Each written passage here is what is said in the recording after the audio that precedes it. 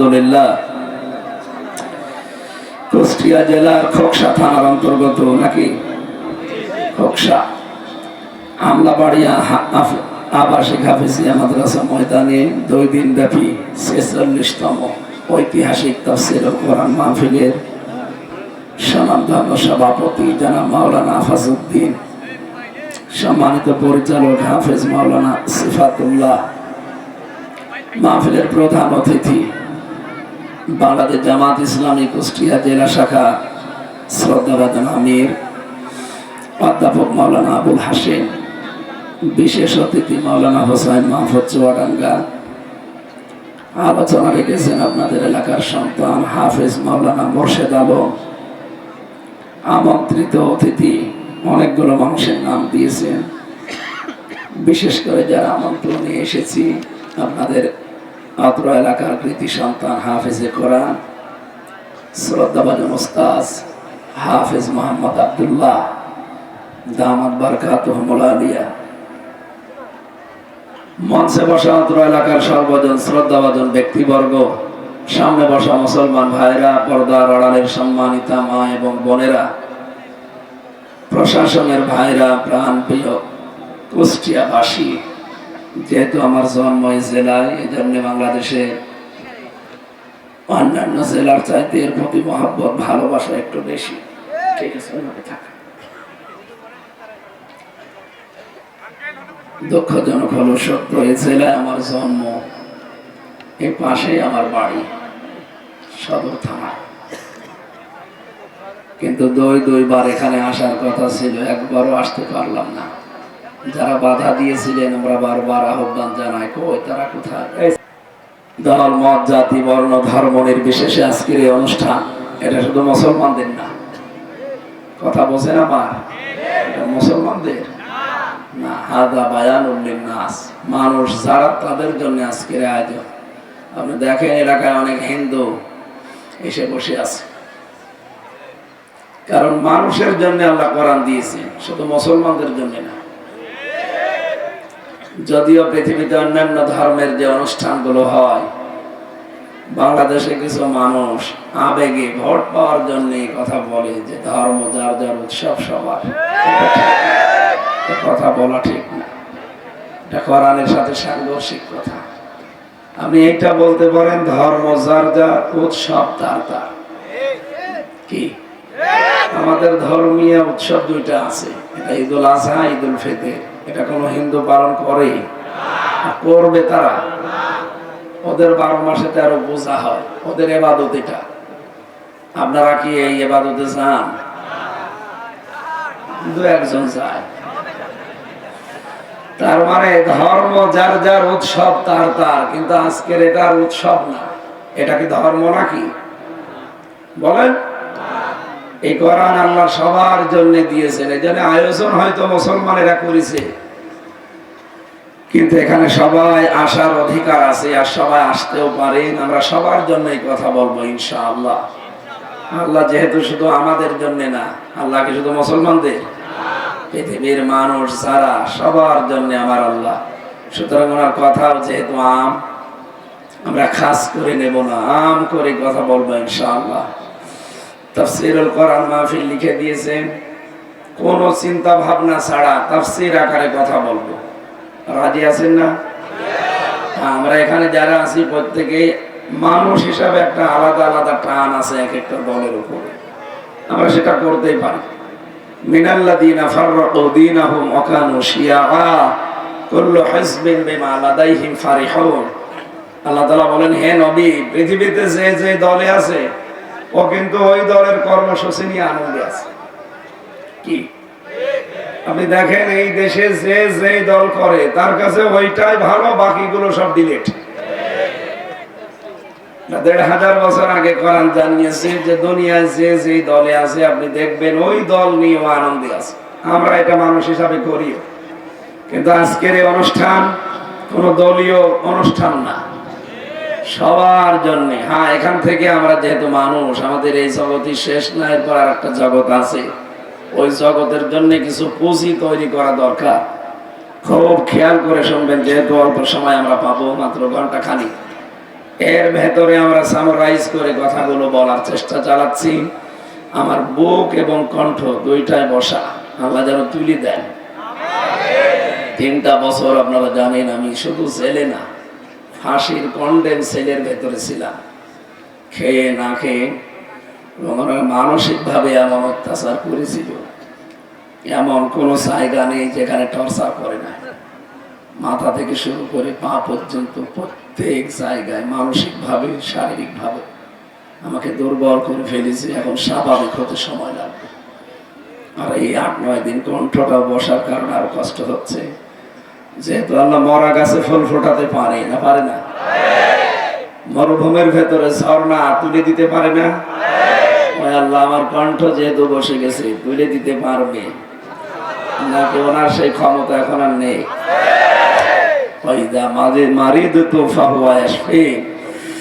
আমি যখন অসুস্থ হই, আল্লাহ আমাকে সাহায্য করেন, তিনি আমাকে শেফা দেন। আপনাদের দোয়ার দিকে তাকিয়ে, আল্লাহর দয়ার দিকে তাকিয়ে আমরা দোয়া করছি, আল্লাহ আমার কণ্ঠটা মুক্ত জীবনে ফিরে আসবো আমি আশাও করি না। কত মানুষ আমার সামনে দিয়ে মারা গেছে, লাশ বের হয়ে চলে গেছে। কোনদিন ভাবি না যে বাইরের জগতে আবার আল্লাহ আমাদেরকে নিয়ে যাবেন, কারণ জালেমরা এমন করেই রেখেছিল।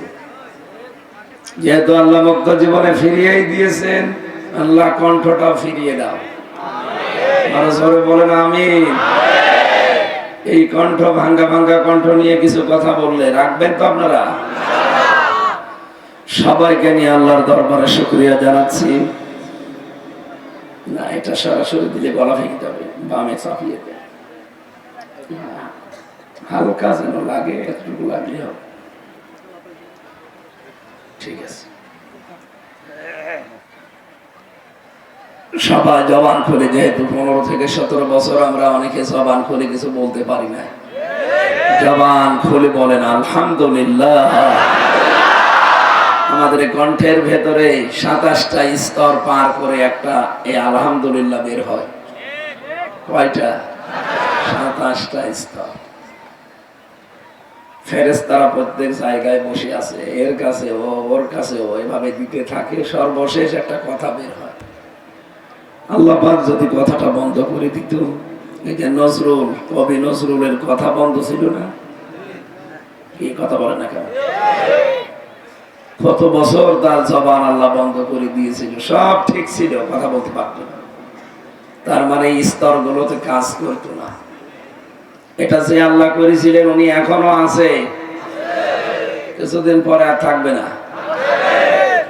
উনি যদি আছেন, ছিলেন, থাকবেন, সুতরাং আপনার জবানও যে কোনো সময় হঠাৎ বন্ধ করে দিতে পারে, সে ক্ষমতা আল্লাহর আছে। উনি কিচ্ছু করবে না, শুধু বলবে ইন্নামা আমরুহু ইযা আরাদা শাইআন আইয়াকুলা লাহু কুন ফায়াকুন। আমি যখন কোনো কিছু করার ইচ্ছা করি, তখন বলি যে কুন, হও, ফায়াকুন, হয়ে যায়। এখন যদি বলে হামজারে কণ্ঠ, জবান বন্ধ, আর কিছু লাগবে? তামাম দুনিয়ার ডাক্তার যদি এসে গলার ভেতরে ঔষধ ঢোকায়, হবে? কয়েকটা জিনিসের সাথে আল্লাহ দুনিয়ার কারো মিল রাখেন না, তার ভেতরে এই কণ্ঠের স্বর একটা। আমার কণ্ঠ এবং আব্দুল্লাহ, হাফেজ আব্দুল্লাহর কণ্ঠ যদি একরকম হতো, এখন যদি বাড়ির বাইরে যে সালাম দিত, আমার আসসালামু আলাইকুম, ম্যাডাম তো মনে করতো মনে হয় হাফেজ আব্দুল্লাহ আসতেছে। ঘর খুলে দিলে ঝামেলা হতো না? বাবা শাহজালাল সব হালাল হয়ে যেত। কণ্ঠের এই স্বরটা আল্লাহ পরিবর্তন করে যে কত দয়া করেছে, কথা বলছেন না? 2 নম্বরে আল্লাহ পাক বলেন, আমি মানুষের চামড়া, এই যে আমার শরীরের ভেতরে ৯,৭৬৮ প্রকার চামড়া আছে, কিন্তু কোন চামড়ার সাথে কোন চামড়ার মিল নেই। প্রত্যেক চামড়া যদি একরকম করে দিত, জীবনে কোনো কিছু কাজ করতেও পারতাম না। কেন আল্লাহ আলাদা আলাদা চামড়া দিয়েছেন? আরো গুরুত্বপূর্ণ বিষয়, আমার চামড়া, হাফেজ আব্দুল্লাহর চামড়া হয়তো একরকম দেখতে, রং, কিন্তু আমার চামড়া যদি কেটে যায়, ওনার চামড়া এনে লাগিয়ে দেবেন, কিয়ামতের আগে লাগবে না, লাগালে আরো পছন্দ ধরবে। কেন? আল্লাহ জানাতে চেয়েছেন তোর চামড়ায় ওর সাথে মেলে না, আলা তাসিরু ওয়াসিরাতু বিসরা উখরা, কিয়ামতে কেউ কারো বোঝা বহন করবে না। অথচ বাংলাদেশে কত ভণ্ড পীর বের হয়, বলে তোর কোনো চিন্তা নেই, আমি আছি। এটাতে পুরা বাট পারি, কথা বোঝা যাচ্ছে না? কারো উপরে ভরসা করে লাভ আছে? নিজের কাজ নিজে করবেন, কারো উপরে আশা ভরসা করে লাভ নেই, এগুলো সব ভুয়া। কারণ কিয়ামতের দিন আপনাকে আল্লাহ বিচারের জন্য একা ডাকবে। কয়জন করি? নাকি পীর সাহেব সহ? অনেকে বলে যে আমার বাবা জান উঠবে। কিসের বাবা জান? আপনি উঠবেন কিয়ামতে আল্লাহর সামনে স্রেফ একা। এটাকে আমি বানালাম? সূরা মারিয়ামের ভেতরে আছে 16 নম্বর পারা 10 নম্বর পৃষ্ঠা 15 নম্বর লাইনে আছে, অকুল্লুহুম আতিহি ইয়াউমাল কিয়ামাতি ফারদা। আল্লাহ বলেন কিয়ামতে প্রতিটি মানুষকে আমার সামনে ডাক দেব একজন করে। কয়জন করে? তাহলে যারা বলে যে কিয়ামতে আমার পীর সাহেবরা সব লাইন দিয়ে উঠবে, কোন চিন্তা নেই, বাবা জান আছে, দাদা জান আছে, এগুলো মিথ্যা কথা না সত্য কথা? বানোয়াট, মানুষকে ধোঁকা দিয়ে বোকা বানাতে চায়। এই জন্য আল্লাহ চামড়ার সাথে মিল রাখেন না, যে তোর চামড়ার সাথে ওর চামড়া মেলে না, আর কিয়ামতে তোর বোঝা বহন করে নিয়ে যাবে, পাপের বোঝা। ও তোরে বোঝায় আর তুই বুঝিস ওইটা একটা বাটপার, আর তুই পাগল। এই কথা বলো না কেন? 3 নম্বরে আমাদের মেলে না এই আঙ্গুলের ছাপ। এখানে 153টা রেখা আছে, আজ পর্যন্ত কারোর সাথে কারো রেখা মেলে নাই, কিয়ামত পর্যন্ত মেলবে না। যদি রেখা মিলে যেত, কত মানুষের জমি জাল দলিল করে নিয়ে নিত। 4 নম্বরে যেটা মেলে না সেটা চোখ। এই যে চোখের ভেতরে 1,70,000 তার দেওয়া আছে। আপনি শুধু চামড়া তুলে ফেলেন, দেখেন মানুষের শরীরে শুধু তার পাবেন, শুধু রগ। এখানে 5টা জিনিস দিয়ে আল্লাহ সাজিয়েছেন: মনি, কর্নিয়া, লেন্স, ইকুয়া। কয়টা? একটার সাথে আর একটা কারণ মিলবে। মনে হচ্ছে চোখ একরকম দেখতে, কিয়ামত পর্যন্ত এটা মিলবে না। 5 নম্বরটা আরো আশ্চর্য, সেটা হচ্ছে আমাদের এই জহব্বার স্তর। 1,50,00,000 স্তর আছে এই জহব্বার ভেতরে, স্বাদ আস্বাদন করতে পারে। 357 প্রকার খাবার আপনি একবারে জহব্বায় দিলে বলতে পারবে আলাদা আলাদা স্বাদ। কিন্তু পৃথিবীতে কোনো হোটেল এমন নেই যেখানে 357 প্রকার খাবার রান্না হয়। বাংলাদেশে সহ বিশ্বের বহু দেশে আমি গেছি, কোন নামি দামি রেস্তোরাঁ হোটেলে আমি পাইনি। এদেশের গাজীপুর জেলা নাম শোনেননি? কাপাসিয়া একটা থানা আছে, নিরিবিলি একটা হোটেল আছে, ওখানে 180 প্রকার খাবার বানায়। কলার পাতা ভর্তা বানায়, বাঁশের পাতা ভর্তা বানায়, কাঁঠালের পাতা ভর্তা বানায়, সব মিলে কত। অথচ আমার জহব্বায় আল্লাহ স্বাদ নেওয়ার ক্ষমতা দিয়েছে 357 প্রকার। সুবহানাল্লাহ বলতে পারেন না? আমি এগুলো সব বানালাম না, আমি সব বিজ্ঞান থেকে নিয়েছি। তার মানে আজকে সামারাইজ এতক্ষণ পর্যন্ত যা বললাম, এই কারো উপরে ভরসা করে লাভ নেই। আপনার চামড়া মেলে না, আপনার হাতের ছাপ মেলে না, আপনার কণ্ঠের স্বর মেলে না, চোখের মনি মেলে না। সর্বোপরি জহব্বার আস্বাদন স্তরের এই স্বাদের এক একজনের ভিন্নতা এক এক রকম, কোনো কিছুই মিল নেই। আর মানুষ আপনাকে বোঝাবে তোর চিন্তা নেই, আমি আছি, কিয়ামতে তোরে পার করে দেব। ওটা পুরো একটা ভণ্ড। হ্যাঁ, কথা বলেন। এরকম ভণ্ডের দরবার বাংলাদেশে নেই। এগুলো যেন আর না থাকে। আমাদের আজকের আলোচনার বিষয় হচ্ছে সূরা তাহার 74 নম্বর আয়াত। পৃথিবীতে যে যেই ধরনের অপরাধ করবে আল্লাহ জাহান্নামে তাকে ওই স্তরে রাখবে। আমরা বহুবার এ কথা বলেছি যে জাহান্নাম আমরা অনেকেই জানি যে 7টা, আর জান্নাত। এখানে যারা জেনারেল শিক্ষিত আছে এদেরকে যদি জিজ্ঞাসা করেন জাহান্নাম কয়টা, জিজ্ঞেস করেন তো কয়টা? কোনদিন পড়িয়েছি না? পড়ে বুঝলাম। ওই 1 2 3 4 5 এ যারা পড়ে ইসলাম শিক্ষা, ওখানে লেখা আছে জাহান্নাম 7টা, জান্নাত 8টা, কিন্তু কোরআনে কারিমে কথা নেই। আমার ভাইরা, আমি একটা সহজ বিষয় নিয়েছিলাম আমাদের বোঝার জন্য। এই কথাগুলো এমনি সময় কম শুনি,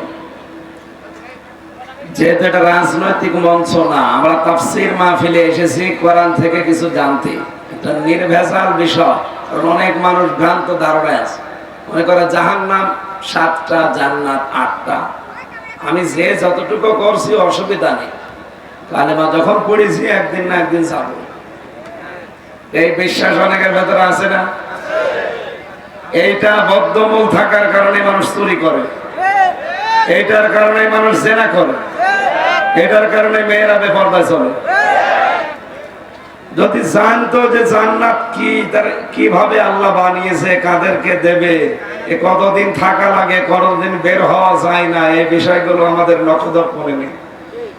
এগুলো যদি সঠিকভাবে আমরা জানতে পারতাম, আমার মনে হয় অনেক মানুষ অন্তত নিজের জীবনকে আখিরাতের দিকে তাকিয়ে কন্ট্রোল করে ফেলত। আমরাও সেই ছোটবেলায় ইসলাম শিক্ষা বইতে পড়েছিলাম জান্নাত 8টা, জাহান্নাম 7টা। কোরআনের তাফসীর পড়ে দেখছি না, লাহা সাবাতু আবওয়াব, সূরা হিজরের 44 নম্বর আয়াতের প্রথম অংশে আছে। আল্লাহ বলেন জাহান্নাম একটা, এর দরজা 7টা। জাহান্নাম কয়টা? একটা। আপনাদের যে মাদ্রাসা, এখান থেকে 1 থেকে মনে করেন 5 পর্যন্ত পড়ায়, মাদ্রাসা কয়টা? একটা। বলেন বলেন। একটা। ক্লাসরুম 5টা আছে। যে যে ক্লাসে পড়ে ওই দরজা দিয়ে প্রবেশ করে লেখাপড়া করে চলে যায়। 1 এ যে পড়ে ও 5 এ যে ক্লাস করতে পারবে? আর ওরা ঢুকতে দেবে? আর ঢুকতে দিলে ওখানে যে তো বসে কিছুই বুঝবে না। আরে 5 এ পড়তে হলে কমপক্ষে এখনো কয় বছর? বলেন বলেন। আল্লাহ বলেন জাহান্নাম আমি একটা বানিয়েছি, লাহা সাবাতু আবওয়াব, এই হার মারজা জাহান্নামের দিকে। কারণ এর আগে আল্লাহ জাহান্নামের কথা জানিয়েছেন, ওয়া ইন্না জাহান্নামা লামাউইদুহুম আজমাউইন। তাহলে বললাম কোরআন থেকে যে জাহান্নাম একটা, এর দরজা আর জোরে বলেন 7টা। আর সচরাচর 7টা জানি, কোরআনে 70টা দরজার নাম আছে।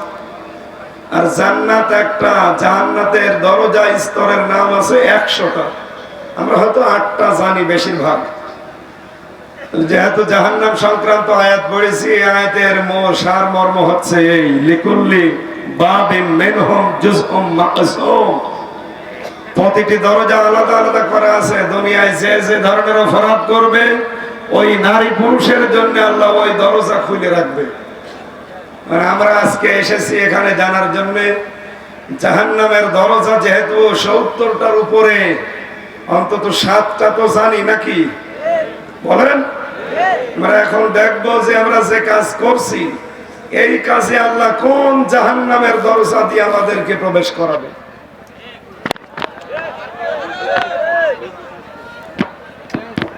ঠিক আছে, প্রথম নাম্বারে আমরা দরজার নাম পেয়েছি কোরআনে কারিমে, সেটার নাম হচ্ছে জাহান্নাম। দরজার নাম কি? জাহান্নাম। জবাব দেন সে ছাত্রের মতো, জাহান্নামের দরজার নাম কি? জাহান্নাম। আল্লাহ রাব্বুল আলামিন বলেন ইন্না জাহান্নামা কানাত মিরসাদা লিত্তাগিনা মাবা লাবিসিনা ফিহা আহকাবা। সূরা নাবার 21 22 23 নম্বর আয়াত।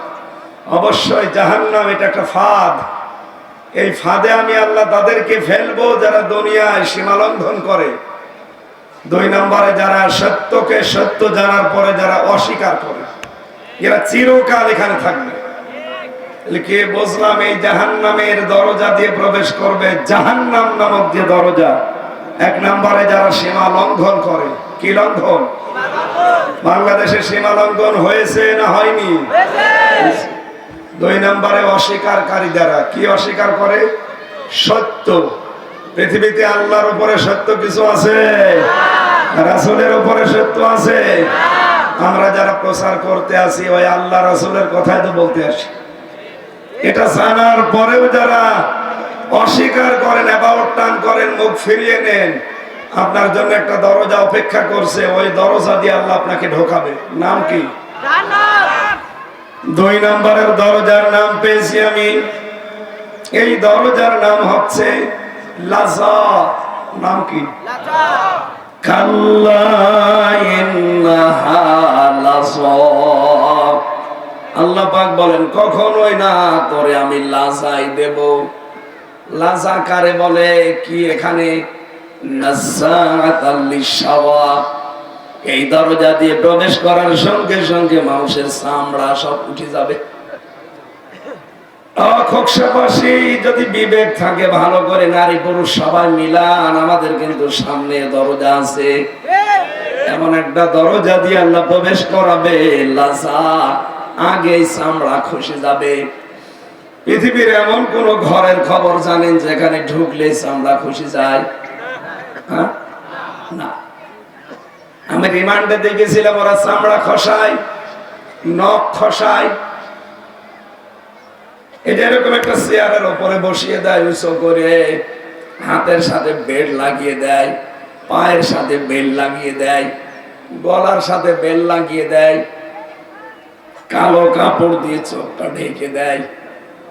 ওদের এমন একটা মেশিন আছে হাতে এবং পায়ের সামনে এসে, শুধু মেশিন টিপ দেবে সুইচে, সামনে আপনার হাতের সাথে পায়ের সাথে মিল করে মেশিন বানানো, একটা শুধু টিপ মারবে আস্তে করে, আপনার এই নখ গুলো পায়ের আর হাতের একবার উঠে চলে আসবে। আমি নিজে দেখেছিলাম, আমার বলছিল যে এটা দিয়ে আমরা নখ তুলি। চেয়ারে বসানোর পরে শুধু আপনাকে একটা টিপ দেবে, 1 মিনিটে আপনি 120 বার ঘুরবেন। চোখ মুখ ধাঁধা লেগে মনে হবে 3-4টি দুনিয়া দেখছি। কথা বলছেন কিছু?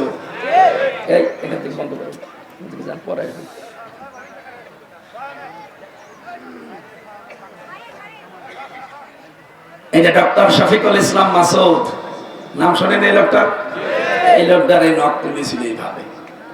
আমি রিমান্ডে নিচতলায় ছিলাম, মাটির নিচে, যারা ওদেরকে নিয়ে আসতো মাঝে মাঝে দেখতাম, কারণ নখ তুলে ফিনকি দিয়ে রক্ত বের হয়, তখন আবার ওই মিহি যেটা মোল্লা সল্ট আছে না, পাতলা লবণ, ওইটা ছিটিয়ে দেয়, খুব আরাম লাগে না?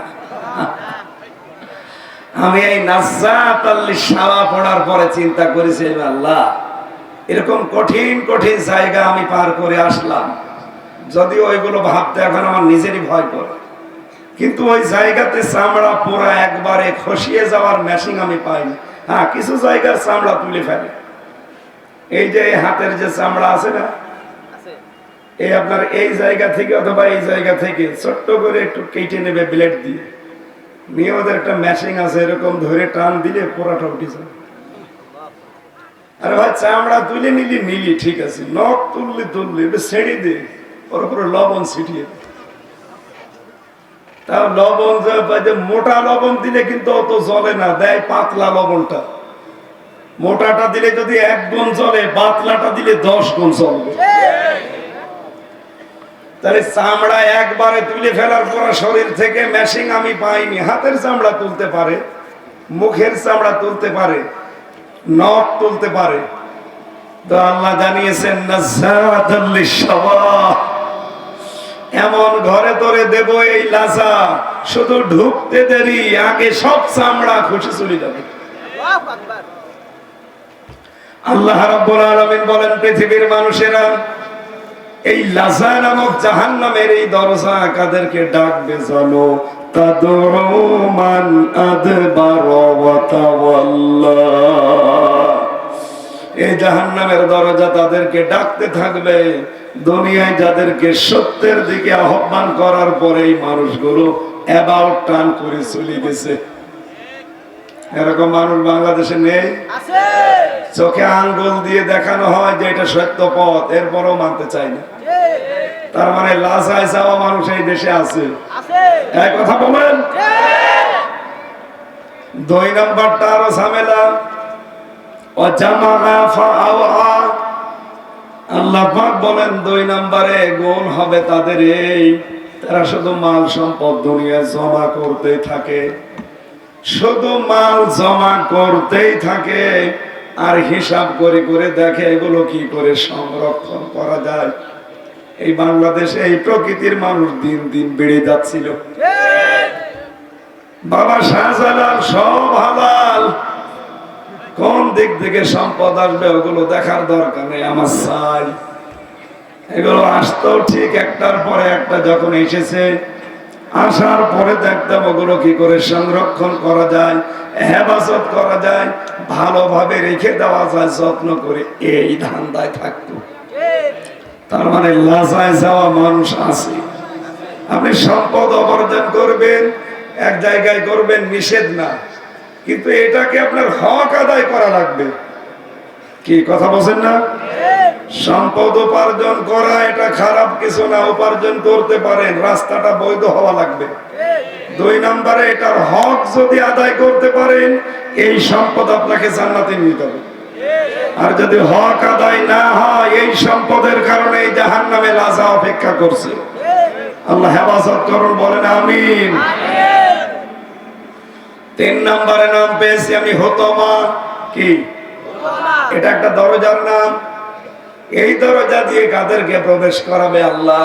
ওয়াইলুল লিকুল্লি হুমাযাতিল লুমাযা। আল্লাহ বলেন যারা সামনে পেছনে মানুষের দোষ চর্চা করে, গীবত করে, এর কথা ওর কাছে লাগায়, এই মানুষগুলোকে হুতমায় দেওয়া হবে। আর এটা সবচেয়ে বেশি মেয়েদের ভেতরে। এক কথা বলেন না কেন? আপনার বিশ্বাস যদি না হয়, এখনো মহিলা প্যান্ডেলে যান, দেখেন ওরা ওয়াজ শোনা বাদ দিয়ে এই ওয়াজ করছে। একবার বসে বসে শুধু টান দেয়, ও বউ, এই গেবত শুরু হয়ে গেল। না, সাবধান সম্মানিত মা বোনেরা, কারো দোষ চর্চা করা যাবে না। কারো সম্পর্কে যদি কোনো কথা বলেন, ওই দোষ যদি যার ভেতরে থাকে তাহলে হবে গেবত। কি হবে? বলেন বলেন। গেবত মানে মরা ভাইয়ের গোশত খাওয়ার সমান। আর যদি ওই দোষ তার ভেতরে না থাকে, আপনি যদি বানিয়ে বানিয়ে তার নামে এই দোষের কথা বলেন, এটা গেবত না, এটা তোহমত। এটা আরো খারাপ, আল্লাহর আরশ পর্যন্ত কাঁপতে থাকে। এই জন্য যাদের ভেতরে এই বদ অভ্যাস আছে, আপনি নামাজ পড়ে, দান সাদকা করে, বোরকা পরে কি করবেন যদি এই বদ অভ্যাস থাকে? সুতরাং যারা এই মানুষের দোষ চর্চা করা, এর কথা ওর কাছে লাগানো, এটা বন্ধ করেন। কারণ এরকম যদি অভ্যাস তৈরি হয়ে যায়, তাহলে তার মোনাজাত কবুল হওয়া বন্ধ হয়ে যায়।